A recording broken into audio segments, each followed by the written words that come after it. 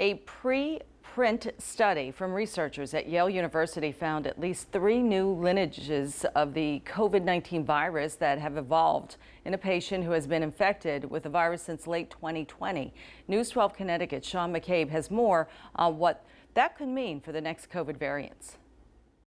This was just a single person who had been testing positive continuously. Researchers say that Connecticut patient has a form of cancer that weakens their immune response. The patient had almost undetectable antibodies and also very low levels of T cells. Though symptoms soon faded, the patient was still testing positive for infectious COVID-19 in late February of this year, 471 days later. The viral load measured by PCR was between 20 to 30.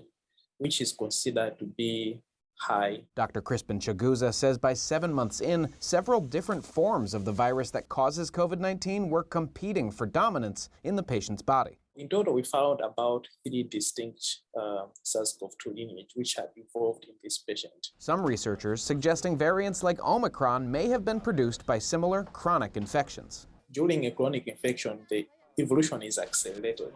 Dr. Chaguza says that's why it should be a priority to track and treat chronic infections. It's important that we do more proactive surveillance to detect, to try and understand how many people are chronically infected with SARS-CoV-2. He says while none of the lineages in this patient posed any real danger, we can't be sure where the next Delta or Omicron will come from. Some of these less important variants may evolve into something which can cause a big epidemic wave.